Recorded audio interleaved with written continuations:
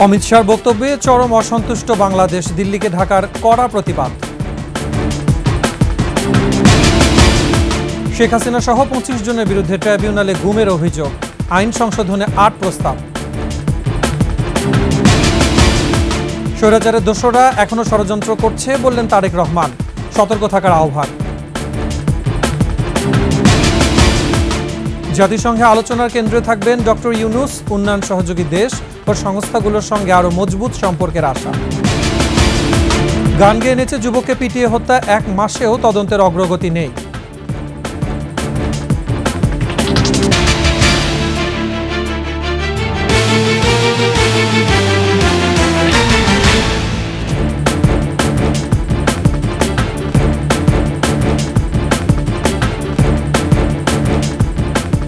শুনছিলেন first security ইসলামী bank PLC সংবাদ শিরোনাম। আমন্ত্রণ রাতের 21 সংবাদে, সাথে আছি মুজাহিদুল ইসলাম। দর্শক, 21 টেলিভিশনের সংবাদ একসাথে সরাসরি দেখতে পাবেন আমাদের ফেসবুক পেজ www.facebook.com/2124 অনলাইন। এছাড়া সাবস্ক্রাইব করতে পারেন www.youtube.com/21ETV চ্যানেল। এছাড়া সংবাদে আরো যা থাকছে: খালে জমি লিজ নিয়ে বন্যার ভবন, দ্রুত উচ্ছেদের দাবি।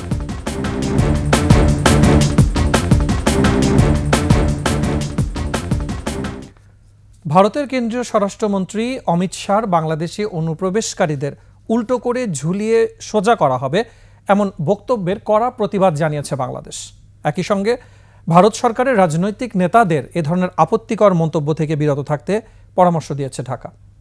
পররাষ্ট্র মন্ত্রণালয়ের সংবাদ বিজ্ঞপ্তিতে জানানো হয়েছে, ঢাকায় ভারতের ডেপুটি হাই কমিশনারের কাছে হস্তান্তর করা প্রতিবাদ নোটে স্বরাষ্ট্র মন্ত্রণালয় ভারতের কেন্দ্রীয় স্বরাষ্ট্রমন্ত্রীর বক্তব্য নিয়ে অসন্তোষ জানায়। একই সঙ্গে প্রতিবেশী দেশের নাগরিকদের বিরুদ্ধে দায়িত্বশীল জায়গা থেকে এই ধরনের মন্তব্য দুটি বন্ধু দেশের মধ্যে পারস্পরিক শ্রদ্ধা ও বোঝাপড়ার মনোভাবকে অবজ্ঞা বলেও জানিয়েছেন পররাষ্ট্র মন্ত্রণালয়।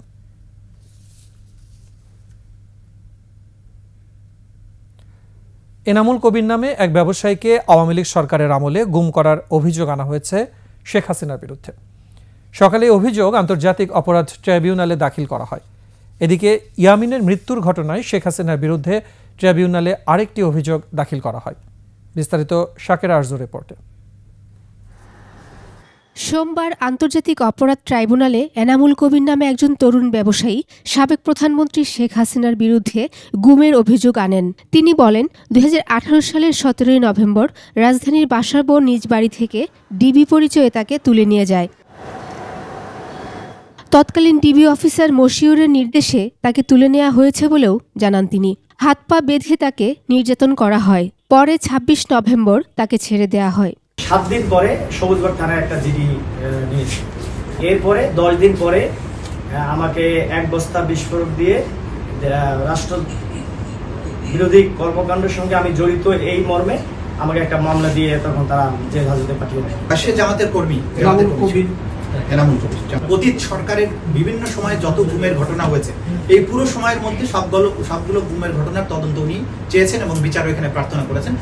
এই 9 দিন তাকে তুলে নিয়ে যে অত্যাচার করা হয়, সেজন্য শেখ হাসিনা সহ 25 জনের বিরুদ্ধে একটি অভিযোগ দায়ের করেছেন। মানবতা বিরোধী অপরাধের দায়ে তদানীন্তন পুলিশ প্রশাসনের ঊর্ধ্বতন কর্তা ব্যক্তি, প্রধানমন্ত্রী এবং যাদের নির্দেশে এইভাবে পরিকল্পিতভাবে গুমের ঘটনাগুলো ঘটেছে সারা দেশব্যাপী, তাদের সবার বিরুদ্ধে দায়ী করে মোটামুটি 25 জনের নাম উল্লেখ করে তিনি একটা অভিযোগ আমাদের কাছে দায়ের করেছেন। এছাড়াও এপিসি থেকে ফেলে দেওয়ার পর নিহত শহীদ শাইখ আসহাবুল ইয়ামিনের মৃত্যুর ঘটনায় শেখ হাসিনার বিরুদ্ধে ট্রাইব্যুনালে আরেকটি অভিযোগ দাখিল করা হয়। এর আগে গুলিবিদ্ধ ইয়ামিনের নিথর দেহ পুলিশের সাজোয়া যান থেকে নিচে ফেলে দেওয়া দৃশ্য সামাজিক যোগাযোগ মাধ্যমে প্রকাশ হয়। শাকেরা আরজু, 21 টেলিভিশন, ঢাকা। কোনো প্রতিশোধ নয়, জুলাই আগস্ট গণহত্যার ন্যায় বিচার নিশ্চিত করতে চায় সরকার। এ লক্ষ্যে এই আন্তর্জাতিক অপরাধ আইনের সংস্কারের উদ্যোগ নেওয়া হয়েছে, যা সবার মতামতের ভিত্তিতে চূড়ান্ত করা হবে বলে জানিয়েছেন সরকারের উপদেষ্টারা। মেহেদী হাসানের রিপোর্ট। 1971-এ মুক্তিযুদ্ধে সংগঠিত মানবতাবিরোধী অপরাধের বিচারের উদ্দেশ্যে প্রণয়ন করা হয়েছিল আন্তর্জাতিক অপরাধ আইন 1973।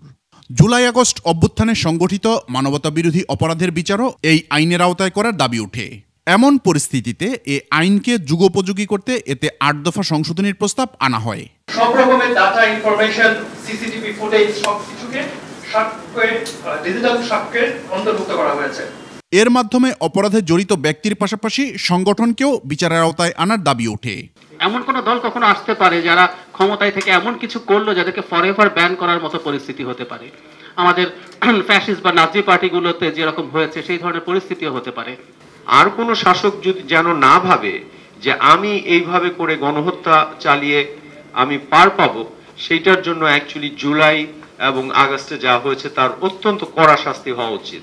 তবে শুধুমাত্র কোনো রাজনৈতিক দলকে নিষিদ্ধ করার উদ্দেশ্যে বিচার করা হলে তা বিশ্ব সম্প্রদায়ের কাছে গ্রহণযোগ্য হবে না। To me, this looks like a sentence simply created to punish the Awami League. I mean, to put it bluntly. It may be popular with other political parties, and there may be a more reason for that. But I think there would be a big mistake. এই প্রস্তাবটা রাখতে চাই যে এখানে বিদেশি আন্তর্জাতিক কোনো বিচারপতি এখানে রাখার সুযোগ থাকা উচিত। সব পক্ষের কাছে গ্রহণযোগ্য হবে এমন বিচারই করতে চায় সরকার। আমার বুকের ভিতরে যত কষ্ট থাক, যত হতাশা থাক, যত আপনার ক্রন্দন থাকুক, ক্ষোভ থাকুক, বিচারটাকে অবশ্যই আমাদের সবার কাছে গ্রহণযোগ্য হতে হবে। আমরা সচেতন আছি, আমরা একটা ডিপলি পোলারাইজড সোসাইটিতে বাস করি। আমরা সচেতন আছি এই দেশে বিচারের নামে কি ধরনের অবিচার হয়েছে অতীতে, আমরা সবকিছুই জানি এবং এই জন্য আমরা সচেতন আছি যে এটার প্রতিফলন আপনারা আমাদের বিচার কার্যের মধ্যে দিয়ে দেখবেন। এ আইনের সংশোধনীর বিষয়ে যে কেউ মতামত দিতে পারবে বলেও জানান উপদেষ্টারা। মেহেদি হাসান, 21 টেলিভিশন, ঢাকা। সুপ্রিম কোর্টের রায়ে বিচার বিভাগকে নির্বাহী বিভাগ পৃথক করার নির্দেশের পর দীর্ঘ 1.5 যুগেও তা কার্যকর হয়নি। রাজনৈতিক সরকারের রক্তচক্ষু উপেক্ষা করে স্বাধীন বিচার বিভাগ প্রতিষ্ঠার এখনই প্রকৃত সময় বলে মন্তব্য করেছেন সাবেক বিচারক ও সিনিয়র আইনজীবীরা। তাদের মতে বিচারকদের স্বাধীনভাবে কাজ করা সহ বিচারহীনতার সংস্কৃতি থেকে বেরিয়ে আসতে মাজদার হোসেন মামলার রায় বাস্তবায়নের বিকল্প নেই। বিস্তারিত শাকেরা আরজুর আরও একটি রিপোর্টে। গত শনিবার প্রধান বিচারপতির বিচার বিভাগের সংস্কারের প্রথম ধাপ ঘোষণাকে ইতিবাচক হিসেবেই দেখছেন মাজদার হোসেন মামলার বাদী ও সিনিয়র আইনজীবীরা। আমি এই মামলায় এই অনুঘটক হিসাবে থাকার কারণে আমি প্রথম দিন থেকে প্রতিনিয়ত এটা চাইছি। 2007 সালে নির্বাহী বিভাগ থেকে বিচার বিভাগ পৃথক করে 12 দফা নির্দেশনা দিয়ে মামলার রায় ঘোষণা করেন সুপ্রিম কোর্ট। রায়ের 12টি নির্দেশনা কি কি ছিল তা জানাচ্ছিলেন আইন বিশেষজ্ঞরা। প্রথম নির্দেশনায় বলা হয়েছে সংবিধানের বিচার বিভাগকে অন্যান্য সিভিল সার্ভিসের সঙ্গে একত্রিত করা যাবে না। দ্বিতীয়তে বলা আছে নির্বাহী বিভাগের ম্যাজিস্ট্রেটরা বিচারিক কাজ করতে পারবেন না। রাষ্ট্রপতি বিচারিক ম্যাজিস্ট্রেটদের পদ সৃষ্টি, নিয়োগ পদ্ধতি, নিয়োগ বদলি সহ অন্যান্য কাজের বিধিমালা প্রণয়ন করতে পারবেন।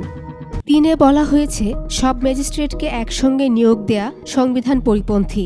জুডিশিয়াল সার্ভিস কমিশন বিধিমালা এবং কমিশন গঠন করতে হবে। 5-এ বলা আছে রাষ্ট্রপতি জুডিশিয়ারির সবার চাকরির বিধিমালা প্রণয়ন করবেন। 6-এ বলা হয়েছে রাষ্ট্রপতি জুডিশিয়াল সার্ভিস পে কমিশন বিধিমালা প্রণয়ন করবেন।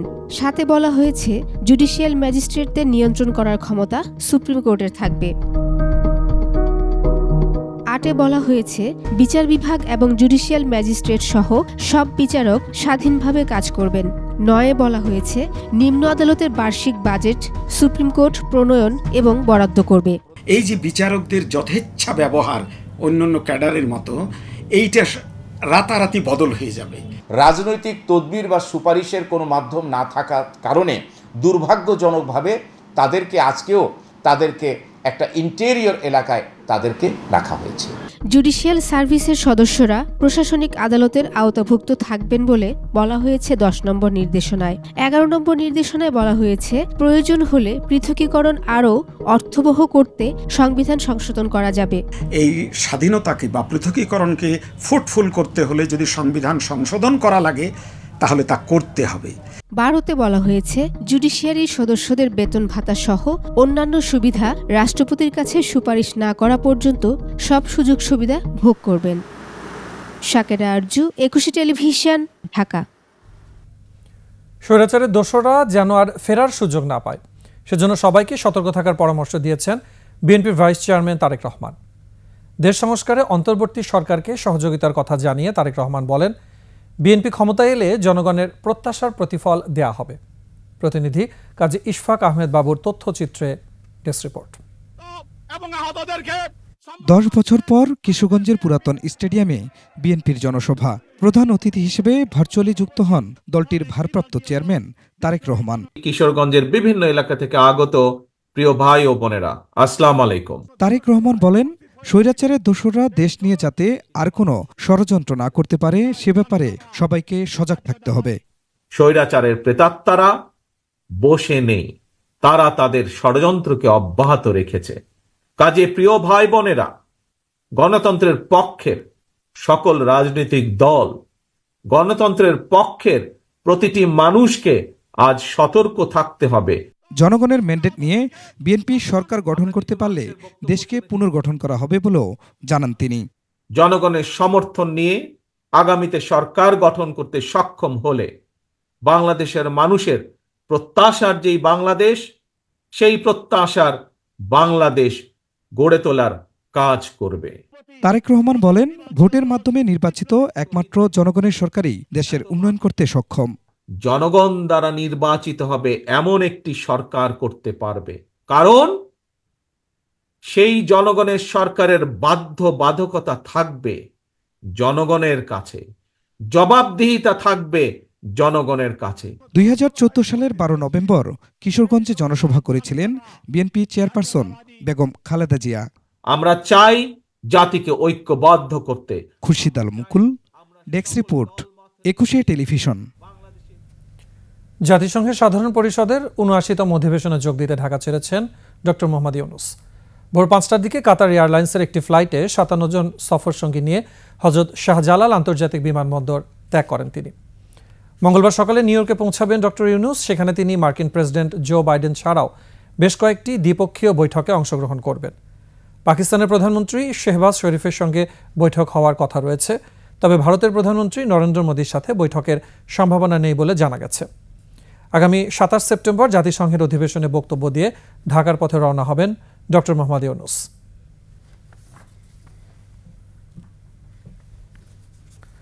উন্নত বিশ্বের সাথে আঞ্চলিক এবং দ্বিপাক্ষিক সম্পর্ক মজবুত করে কৌশলগতভাবে বাংলাদেশ আরও লাভবান হবে। জাতিসংঘের এবারের আসরের পর এমন আশা করছেন কূটনীতিক ও অর্থনৈতিক বিশ্লেষকরা। তারা বলছেন, জাতিসংঘ সম্মেলনের কেন্দ্র বিন্দুতে থাকবেন ডক্টর ইউনূস। তিনি ভাষণে তুলে ধরবেন দেশের অবস্থান, উন্নয়ন সহযোগী দেশ ও সংস্থাগুলোর অধিক সহায়তার আশা বিশ্লেষকদের। আরও জানাচ্ছেন প্রণব চক্রবর্তী। বাংলাদেশের অন্তর্বর্তী সরকারের প্রধান ডক্টর মোহাম্মদ ইউনূস জাতিসংঘের সাধারণ পরিষদের অধিবেশনে দৃষ্টির কেন্দ্রে থাকবেন। শেখ হাসিনা সরকারের পতনের পর বাংলাদেশ কোন দিকে যাচ্ছে তা নিয়েও আগ্রহ আছে বিশ্ব নেতাদের। আর বাংলাদেশের জাতিসংঘের সদস্য পদ প্রাপ্তির 50 বছর পূর্ণ হচ্ছে এবার।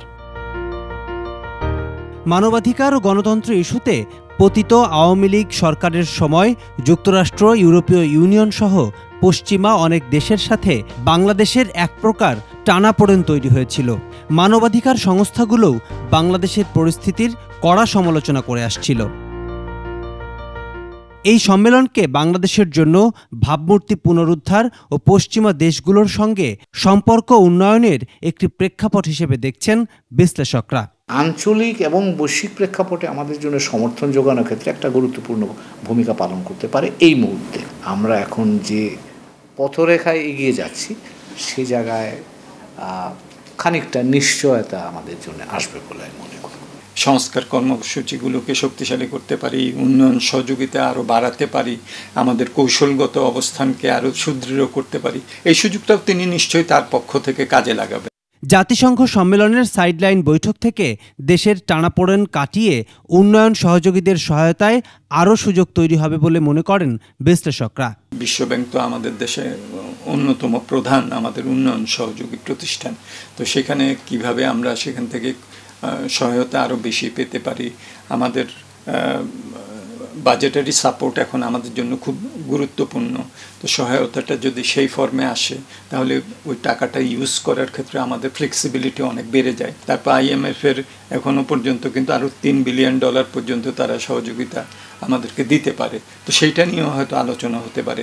27 তারিখ জাতিসংঘের সাধারণ অধিবেশনের প্রধান উপদেষ্টার বক্তব্যে রোহিঙ্গা সংকট, জলবায়ু ইস্যু, পাচার হওয়া অর্থ ফেরত সহ বিভিন্ন বিষয় নিয়ে কি গুরুত্বপূর্ণ বিষয় থাকছে তা দেখতে মুখিয়ে পুরো দেশ। প্রণব চক্রবর্তী, 21 টেলিভিশন, ঢাকা। নাচ আর গান গেয়ে এবারে পিটিয়ে মেরে ফেলা হলো চট্টগ্রামের এক তরুণকে। ঘটনার 1 মাস পর পিটিয়ে হত্যার এই ভিডিও সামাজিক যোগাযোগ মাধ্যমে ছড়িয়ে পড়লে তোলপাড় শুরু হয়। মরদেহ পাওয়ার পর হত্যা মামলা করেন স্বজনরা। দোষীদের কঠোর শাস্তির দাবি জানান তারা। চট্টগ্রাম থেকে হাসান ফেরদৌসের তথ্যচিত্রে ডেস্ক রিপোর্ট।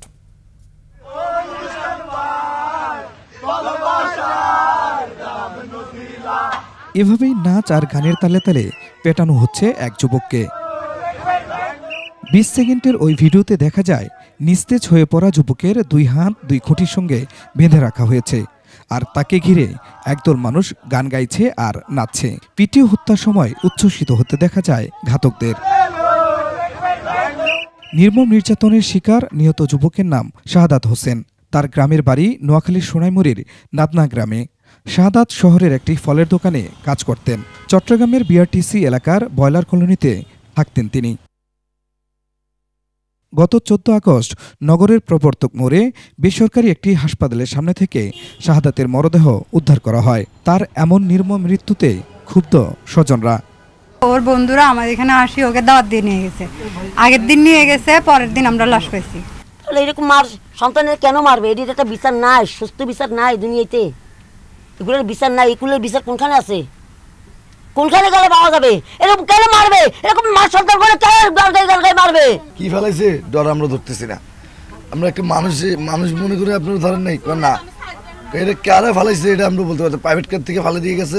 দোষীদের বিচার চেয়ে শাহাদাতের চাচা হারুন বাদী হয়ে অজ্ঞাতনামা ব্যক্তিদের আসামি করে মামলা করেন। বন্ধুদের সাথে কি হয়েছে আমরা জানি না। বন্ধুরা তাকে ওখানে মারধর করতেছে, ছাত্ররা বলছে কি কি কি বলতেছে, যখন বলতেছে মোবাইল চোর। পুলিশ জানায় দ্রুতই জড়িতদের আইনের আওতায় আনা হবে। এটা নিয়ে আমরা ইতিমধ্যেই পর্যালোচনা করছি, বিশ্লেষণ করছি। এখানে এই ঘটনায় যারা জড়িত রয়েছে তাদেরকে শনাক্ত করার চেষ্টা চলছে। কেন এবং কী কারণে এই হত্যাকাণ্ড তা এখনও জানা যায়নি। খুরশিদ আল মুকুল, ডেস্ক রিপোর্ট, 21 টেলিভিশন। রাতের 100 সংবাদে সময় হচ্ছে একটা বিরতির। ফিরে আসার পরে অন্যান্য খবরের সাথে আরও যা থাকছে। বরিশালে আদালত প্রাঙ্গণে আওয়ামী লীগ যুব দলের পাল্টাপাল্টি হামলা।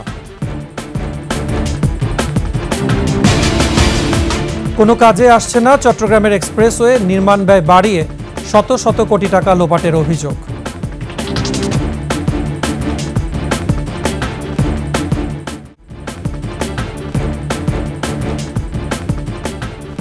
বিরতির পর আবার আমন্ত্রণ রাতের 21 সংবাদ।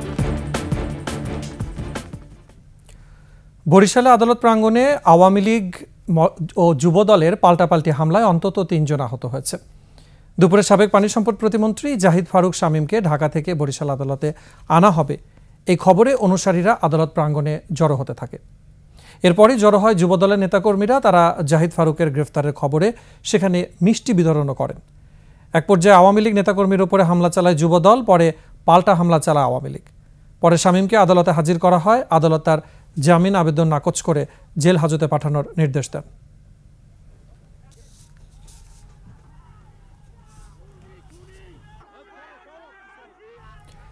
যাত্রাবাড়ি ও খিলগাঁও থানার পৃথক হত্যা মামলায় সাবেক আইনমন্ত্রী আনিসুল হক, পুলিশের সাবেক মহাপরিদর্শক চৌধুরী আব্দুল্লাহ আল মামুন ও ঘাতক দালাল নির্মূল কমিটির উপদেষ্টা মণ্ডলীর সভাপতি শাহরিয়ার কবিরকে গ্রেফতার দেখানো হয়েছে।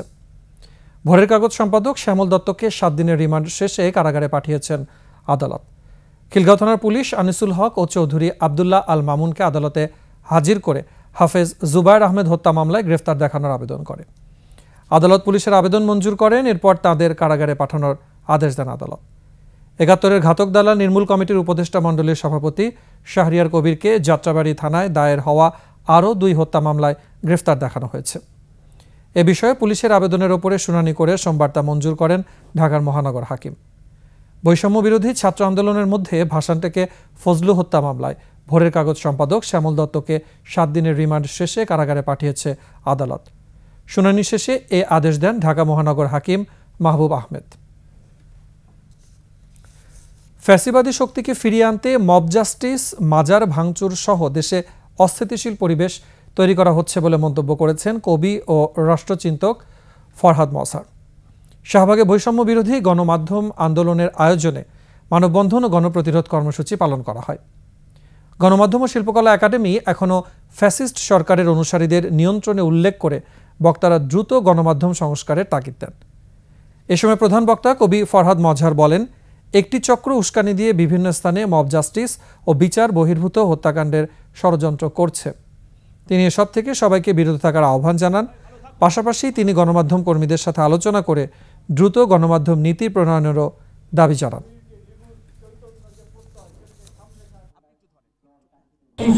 মাজার ভাঙবেন, এটা একটা ফৌজদারি অপরাধ। আপনি মাজারের পক্ষে কি বিপক্ষে এটা তো আলোচ্য বিষয় নয়। আমি তো কোনো স্থাপনা ভাঙতে পারি না, কিন্তু এই ফৌজদারি অপরাধকে যা জাতি উস্কে দিয়েছে, কেন সে উস্কে দিয়েছে, নিশ্চয়ই তার কোনো স্বার্থ রয়েছে। টাকার লোভে নটরডেম কলেজের অফিস সহকারী লিপিকা গোমেজ হত্যা। পিবিআই তদন্তে হত্যাকাণ্ডের রহস্য উদ্ঘাটনায় উঠে আসে এই তথ্য। ঘটনার সাথে জড়িত আসামি জুয়েল এবং নজরুলকে গ্রেফতার করেছে পিবিআই। সংবাদ সম্মেলনে পিবিআই জানায়, দুজনকে চিনে ফেলার কারণেই লিপিকাকে হত্যা করা হয়। বিস্তারিত তরিকুল ইসলামের রিপোর্টে।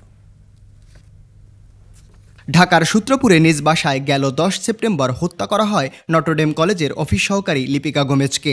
হত্যাকাণ্ডের রহস্য উদ্ঘাটন সহ জড়িত আসামিদের গ্রেফতার করেছে পিবিআই। ধানমন্ডিতে সংবাদ সম্মেলনে পিবিআই জানায়, চুরিতে বাধা দেয়ায় লিপিকাকে হত্যা করে পাশের বাসার জুয়েল ও নজরুল। আসামিরা টাকা চুরির উদ্দেশ্যে লিপিকার বাসায় প্রবেশ করে এবং পরে লিপিকা তাদের চিনে ফেলায় এই হত্যার ঘটনা ঘটে। লিপিকা গোমেজকে তারা ভেবেছিল যে মহিলা একজন বড় মাপের চাকরি করে, একাকী, তার সন্তান নাই, সুতরাং নিশ্চয়ই তার এখানে অনেক টাকা পয়সা আছে তার বাসায়। লিপিকা কোনো কারণে জেগে গিয়েছে বা কোনো শব্দ করেছে, সুতরাং তাদের হাতে ছিল সেই রড, পানির যে পাইপ, সেই পাইপ দিয়ে তারা তার মাথায় সজোরে আঘাত করে এবং তাকে বালিশ দিয়ে চাপ দিয়ে রেখে তার মৃত্যু নিশ্চিত করে। এদিকে ঢাকা বিশ্ববিদ্যালয়ের ফজলুল হক মুসলিম হলে মানসিক ভারসাম্যহীন যুবক তোফাজ্জলকে পিটিয়ে হত্যার ঘটনায় আরও যারা জড়িত আছে তাদেরকে গ্রেফতারের তৎপরতা অব্যাহত রয়েছে বলে জানিয়েছে ঢাকা মহানগর পুলিশ। ঢাকা বিশ্ববিদ্যালয় তারা নিজস্ব একটা তদন্ত কমিটি গঠন করেছে, তো আমরা তাদের সাথে নিয়মিত যোগাযোগ রাখছি এবং তাদের সাথে যোগাযোগ রেখে তাদের যে সাজেশন বলেন, তাদের যে পরামর্শ অনুযায়ী আমরা যে বাকি যারা এর সাথে জড়িত তাদের গ্রেফতারের জন্য আমাদের তৎপরতা অব্যাহত আছে। রাজধানীর মোহাম্মদপুরে পূর্বশত্রুতার জের ধরে খুনের আরেক ঘটনায় মিরাজ মোল্লা নামের একজনকে গ্রেফতার করেছেন মোহাম্মদপুর থানা পুলিশ। আমরা তাকে আরও জিজ্ঞাসাবাদ করছি। তরিকুল ইসলাম, একুশ টেলিভিশন, ঢাকা। বৈষম্য বিরোধী আন্দোলনে আহতদের চিকিৎসায় এগিয়ে এসেছে চীনের বিশেষজ্ঞ দল। রাজধানীর কয়েকটি হাসপাতাল ঘুরে আহতদের সর্বোচ্চ চিকিৎসা দেওয়ার প্রতিশ্রুতি দেন 10 সদস্যের প্রতিনিধি দলটি। চীন সরকার অন্তর্বর্তী সরকারকে সব ধরনের সহযোগিতা দেওয়ার জন্য আগ্রহী বলেও জানান তারা। বিস্তারিত থাকছে নাহিদ সিরাজি নিম্মির প্রতিবেদনে। সোমবার সকালে জাতীয় চক্ষু বিজ্ঞান ইনস্টিটিউটে বৈষম্য বিরোধী আন্দোলনে আহতদের দেখতে যান চীনের 10 সদস্যের চিকিৎসক দলটি। এ সময় তারা ভর্তি 42 জন গুরুতর রোগীর চিকিৎসার বিষয়ে খোঁজ খবর নেন। পরে বাংলাদেশে নিযুক্ত চীনা দূতাবাসের প্রতিনিধি লি সাওপেং জানান, চীন সরকার অন্তর্বর্তী সরকারের সাথে একসাথে কাজ করতে আগ্রহী। তারা আহতদের সব ধরনের সহযোগিতা দেওয়ার জন্য প্রস্তুত। The doctor want to see the injured people, see the situation, see how they injured and the increment, what increment in Bangladesh hospital. হাসপাতালের পরিচালক জানান, প্রয়োজনে আহতদের উন্নত চিকিৎসার জন্য চীন সহ বিভিন্ন দেশে নেওয়া যেতে পারে। রোগীদের চোখের কন্ডিশনটা বিবেচনা করে যদি মনে করেন যে এখানে কোনো স্পেশাল টিম ওনাদের পাঠানো দরকার, according to their severity, according to their speciality, ওনারা যদি নির্বাচিত করেন যে কোনো পেশেন্ট আমরা নিয়ে যেতে চাই, আমাদের সর্বোচ্চ সহযোগিতা থাকবে এই ব্যাপারে। পরে চীনের চিকিৎসক দলটি পঙ্গু হাসপাতালে আহতদের দেখতে যান। নাহিদ সিরাজি নিম্মি, 21 টেলিভিশন, ঢাকা। ছাত্র আন্দোলনের সময় গণহত্যার সাথে জড়িতদের বিচারের আওতায় আনা হবে বলে জানিয়েছেন বৈষম্য বিরোধী ছাত্র আন্দোলনের সমন্বয়করা। এদিকে পুলিশের গুলিতে নিহত স্কুল ছাত্র জুনায়েদ ইসলাম রাতুলের স্বজনরা জানিয়েছেন, রাতুলের শরীরে প্রায় 500 বুলেটের আঘাতের চিহ্ন দেখেছেন তারা। মাহতাব মিনহাজের রিপোর্ট। কেন্দ্রীয় শহীদ মিনারে হয় ছাত্র আন্দোলনে পুলিশের গুলিতে আহত হয়ে চিকিৎসাধীন অবস্থায় নিহত রাতুলের জানাজা।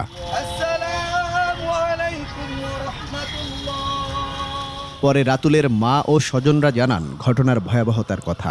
প্রথমে গুলি করছে আর এখানে গুলি অবস্থায় হাত অবশ হয়ে গেছে, তারপরে চল পিছন ফিরে চাইছে, চোখে হাত দিছে, চোখ কানা হয়ে মাথার মধ্যে বুলেট গেছে। চোখের মধ্যে ঢুকছিল, এটাই গুরুতর। আর এই সাইডে ঢুকছিল 250, এই পাশে প্রায় 200 অধিক, অর্থাৎ 500 প্লাস বুলেট এখনো শরীরের মধ্যে আছে। এ সময় কেন্দ্রীয় সমন্বয়ক সহ বৈষম্য বিরোধী ছাত্র আন্দোলনের অনেকে উপস্থিত ছিলেন। ফ্যাসিস্ট পতনের 1.5 মাস পরে এসেও আমাদের ভাইদের লাশের মিছিলে আমাদের তাদের জানাজা আমাদের দাঁড়াতে হচ্ছে, এটা আমাদের জন্য অনেক বেশি বেদনার। আমাদের ভাইদেরকে যারা চিরদিনের জন্য অকেজ করে দিয়েছে, সেসব হত্যাকারীদের, খুনিদের, সন্ত্রাসীদের আমরা বিচারের আওতায় এনে কঠোর শাস্তি নিশ্চিত করব, কারণ তারা যে গণহত্যা সংগঠিত করেছে, এই গণহত্যা পৃথিবীতে বিরল। 5 আগস্ট ছাত্র আন্দোলন চলাকালে বগুড়ার পুলিশের গুলিতে গুরুতর আহত হয় 6ষ্ঠ শ্রেণীর ছাত্র জুনায়েদ ইসলাম রাতুল। মাহতাব মিনহাজ, 21 টেলিভিশন, ঢাকা। শত শত কোটি টাকা লোপাটের অভিযোগ উঠেছে চট্টগ্রামের এলিভেটেড এক্সপ্রেসওয়ে প্রকল্প থেকে।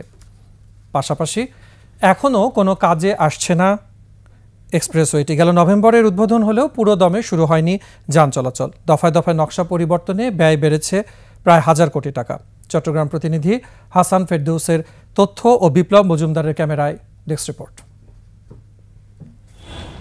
পতেঙ্গা থেকে লালখান বাজার পর্যন্ত 16.5 কিলোমিটারের এই এক্সপ্রেসওয়ে নির্মাণে 3250 কোটি টাকা অনুমোদন দেওয়া হয় 2017 সালে। কয়েকবার নকশা পরিবর্তনে এর ব্যয় বেড়েছে 1000 কোটি টাকা। চলতি বছরের জুনে প্রকল্পের মেয়াদ শেষ হলেও চালু হয়নি এক্সপ্রেসওয়েটি। প্রকল্প শুরুর পর র্যাম্প নির্মাণের বিষয়টি সামনে আসে নির্মাণকারী সংস্থা সিডিএর। এর নকশা প্রণয়ন ও জমি অধিগ্রহণের জন্য লেগে যায় আরও কয়েক বছর। প্রকল্পটি সম্পন্নের সময়সীমা শেষ হলেও বাকি রয়ে যায় র্যাম্পের কাজ। কবে শেষ হবে তাও নিশ্চিত নয়। আর এ নিয়ে চট্টগ্রাম উন্নয়ন কর্তৃপক্ষ সিডিএর কর্মকর্তারাই দুষছেন একে অন্যকে। চিমিনিয়া ছিল একবার 7টা পোস্ট নিয়ে ধরে সব অভিযুক্ত ওনার নামে। হাসান মাহমুদ নিয়ে ওনাকে উনি ট্রুথ কমিশনের অন্য কেউ গেছে, ট্রুথ কমিশন উনি নিজে গেছে। ট্রুথ কমিশনে তাহলে গেল কেন? আর কেউ তো যায়নি। উনি যদি চুরি না করতো, নিজের ইচ্ছে নিজে স্বীকার করে আমি চুরি করবো। 22 সালে যখন আমি চিফ টাউনের দায়িত্ব নিলাম যে এখানে কেন দুর্নীতি হচ্ছে, কেন মাফিয়া সিন্ডিকেটরা এখানে এবার আসছে, কিন্তু আমি যদি এটা ডিজিটালাইজ করতাম তাহলে কিন্তু এই দুর্নীতি হতো না। এবং অনেকের কিন্তু এখানে ডিজিটালাইজ করার ব্যাপারে আগ্রহ নাই, কারণ ডিজিটালাইজ করলেও তার ব্যবসাটা বন্ধ হয়ে যাচ্ছে। এদিকে অভিযোগ উঠেছে এক্সপ্রেসওয়ে নির্মাণের নামে শত শত কোটি টাকা লোপাটের। চট্টগ্রামের যে ফ্লাইওভারটা হয়েছে যে এয়ারপোর্ট থেকে, একটা ইটার দাম কত ধরেছে জানেন? 100 টাকা। ইট ওয়াজ 100 রুপিস পার একটা ইটের দাম। আর আমি আপনি ইট করলে 10 টাকা আমি ইট কিনতেছি। লুটেরা লুট করে নিয়ে গেছে।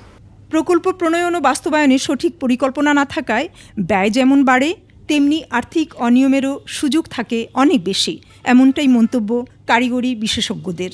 যে কোনো প্রকল্প দীর্ঘায়িত হওয়া মানে কি? দীর্ঘায়িত হওয়া মানে এই ধরনের প্রকল্পগুলি ক্রমাগতভাবে চাপ তৈরি করছে এবং একইভাবে এই সুযোগটা নিয়ে প্রকল্পের ব্যয় অতিরিক্ত বাড়ানো হয় এবং সেই প্রকল্প থেকে কেউ কোনো বেআইনি ফায়দাও লুটার সুযোগটা পেয়ে যায়।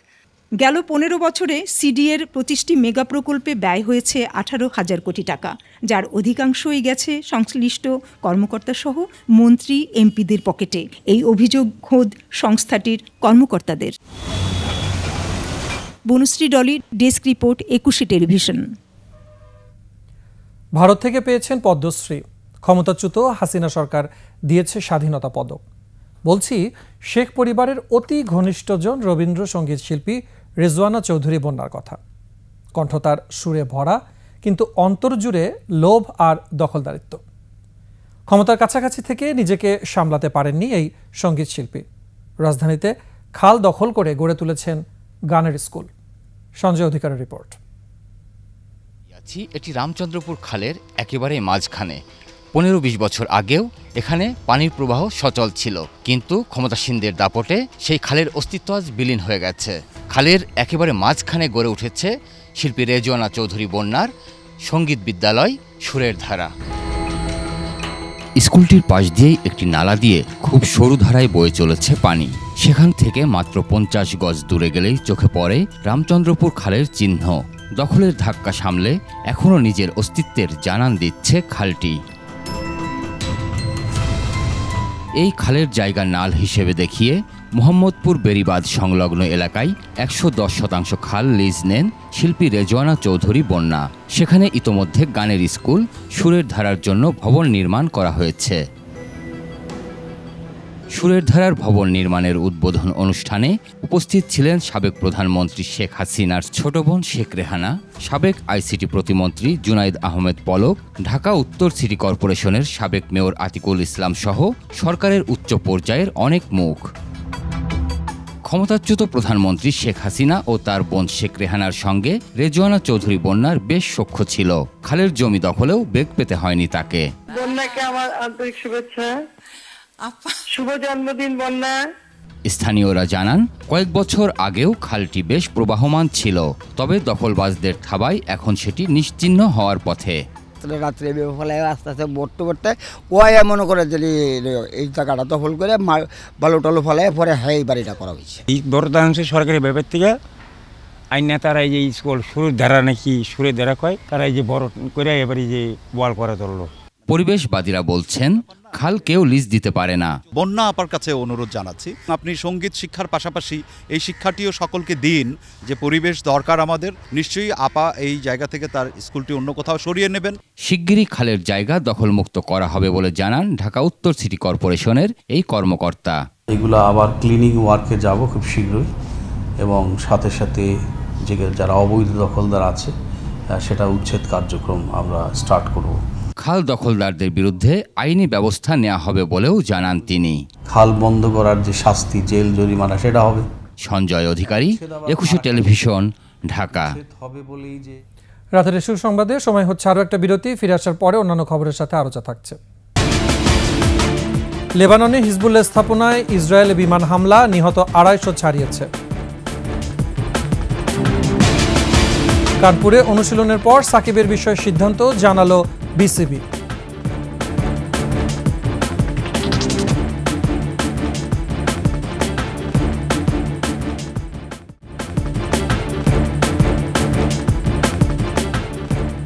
বিরতির পর আবার আমন্ত্রণ রাতের 21 সংবাদ। আরও একটি সফলতার গল্প শোনালো ঢাকা মেডিকেল কলেজ হাসপাতাল। দীর্ঘ 10 ঘন্টার অস্ত্রোপচারে পৃথক করা হয়েছে জোড়া লাগানো যমজ শিশু শেফা রিফাকে। অংশ নেন 82 জন অভিজ্ঞ চিকিৎসক। এর আগেও হাসপাতালের চিকিৎসকদের সাফল্যের ঝুড়িতে রয়েছে এমন আরও 3 জোড়া যমজ শিশুকে আলাদা করার সাফল্য। মাহতাব বিন হাজার রিপোর্ট। নানান জটিলতা, শঙ্কা আর প্রাণ হারানোর ঝুঁকি, চিকিৎসকদের অভিজ্ঞতা আর দৃঢ় মনোবলের কাছে হার মেনেছে সবকিছু।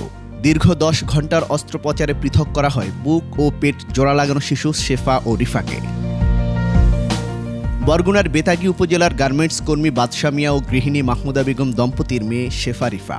2023 সালের 7 জুন সিজারিয়ান অপারেশনের মধ্য দিয়ে জন্ম হয় তাদের। সেই থেকে শুরু হয় বাবা মায়ের দৌড়ঝাঁপ। সপ্তাহখানেক পর বরগুনা থেকে নিয়ে আসা হয় ঢাকা মেডিকেল কলেজ হাসপাতালে। এরপর দীর্ঘ সময় নিয়ে পরীক্ষা নিরীক্ষার পর শিশু সার্জারি বিভাগ সিদ্ধান্ত নেয় অস্ত্রোপচারের।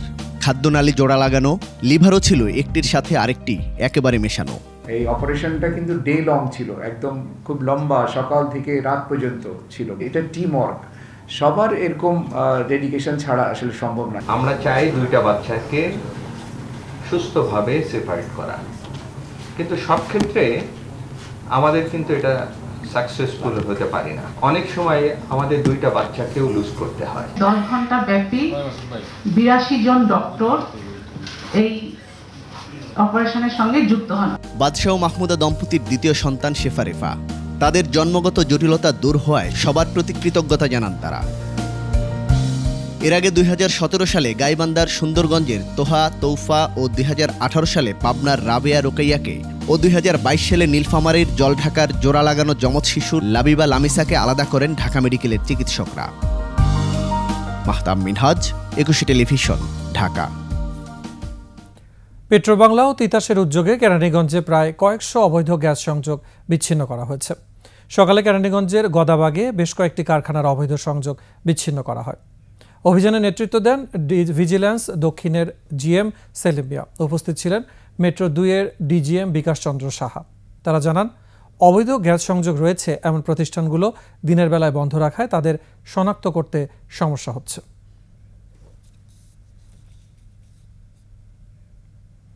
এবারে বাণিজ্য সংবাদ।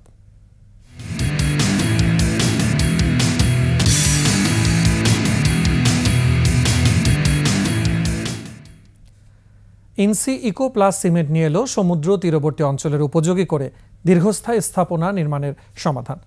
কক্সবাজারের একটি 5 তারকা হোটেলে এই সিমেন্টের উদ্বোধন অনুষ্ঠান হয় টেকনিক্যাল সেমিনার। সেখানে বিশেষজ্ঞ পিটার দবরই ও ভানচালাম চালাধর্ণ, সায়াম সিটি সিমেন্ট বাংলাদেশের প্রধান নির্বাহী কর্মকর্তা ও ম্যানেজিং ডিরেক্টর মাহমুদ হাসান বক্তব্য রাখেন। এছাড়া ইনসি সিমেন্ট ফ্যাক্টরির অপারেশন ডিরেক্টর কান্থাসাদ বুনতেম সহ অন্যান্যরাও অংশ নেন।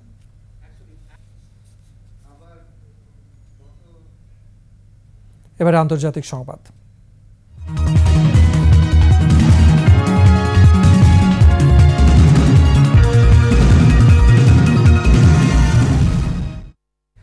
লেবাননের দক্ষিণে ইসরায়েলের বিমান হামলায় নিহতের সংখ্যা 250 ছাড়িয়েছে।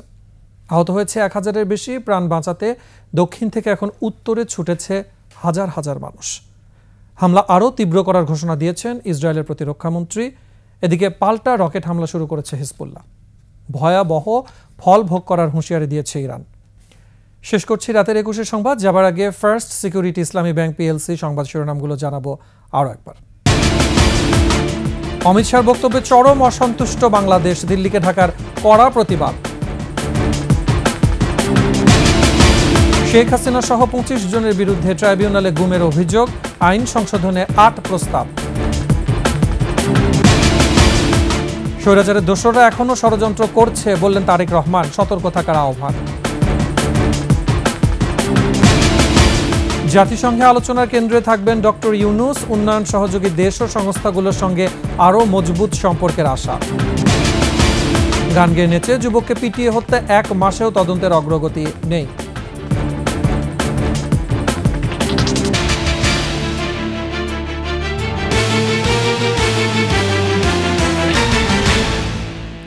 সর্বশেষ সংবাদ জানতে ডায়াল করুন 2021 নম্বর আর ভিজিট করুন ekushe-tv.com ওয়েবসাইটে। ফেসবুকে ভিজিট করতে পারেন www.facebook.com/ekushe24 অনলাইনে। এছাড়া সাবস্ক্রাইব করতে পারেন www.youtube.com/ekushe-etv চ্যানেলে। সাথে থাকার জন্য ধন্যবাদ। পরবর্তী সংবাদ রাত 12টা 55 মিনিটে দেখার আমন্ত্রণ রইল। একুশের সাথে থাকুন।